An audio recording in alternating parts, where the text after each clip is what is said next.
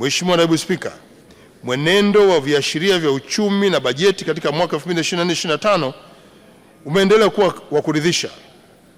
Katika mwaka 2024, pato halisi la taifa lilikuwa kwa wastani wa 5.5% ikilinganishwa na 5.1% ya mwaka 2023. Ukuaji huo ulitokana na ongezeko kwa uzalishaji wa umeme, uimarishaji wa huduma za jamii, kuongezeka kwa mikopo kwa sekta binafsi iliyochachua shughuli za kiuchumi, pia kuendelea na ujenzi wa miundombinu ya usafirishaji na kuimarisha kwa sekta ya uchumi. Aidha, sekta zilizokuwa na kiwango kikubwa cha ukuaji katika kipindi cha mrejeo ni pamoja na shughuli za sanaa na burudani kwa 17.1%, fedha na bima 16.3%, na habari na mawasiliano 14.3%. Mheshimiwa Naibu Spika, mfumuko wa bei kwa mwaka 2024 umepungua hadi kufikia wastani wa 3.1% kilinganishwa na wastani wa 3.8% kwa mwaka 2023. Kiwango hicho kipo ndani ya lengo la nchi ya jumuiya ya kikanda na wigo wa 3% hadi 5%.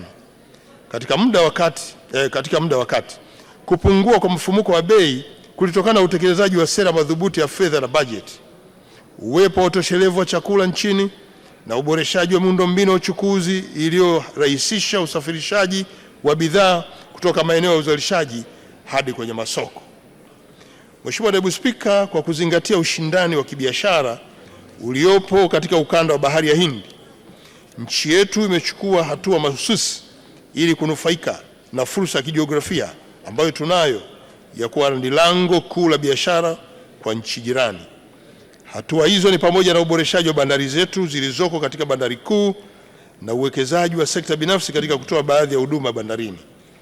Idadi ya makasha yanayohudumiwa kwa sasa yameongezeka na kufikia 686,515 katika kipindi cha Julai 2024 hadi Februari 2025 ikilinganishwa na makasha 670,724 yaliyohudumiwa katika kipindi kama hicho wa mwaka uliopita.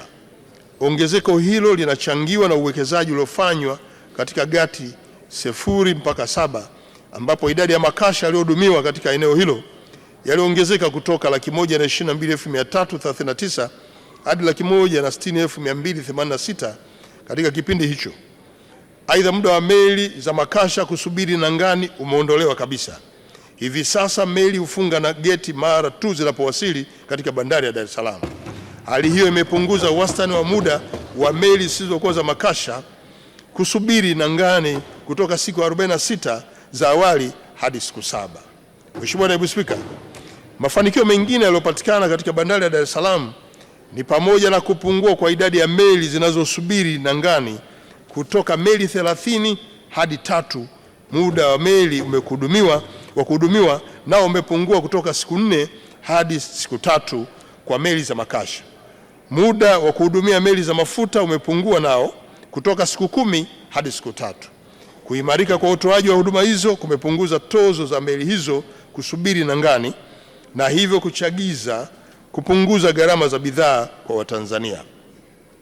Mheshimiwa Naibu Spika, vile vile mapato ya Mamlaka ya Usimamizi wa Bandari kwa mwezi yameongezeka kutoka wastani wa shilingi bilioni 850 mwaka 2023/24 hadi kufikia wastani wa shilingi trilioni 1 mwaka 2024/25.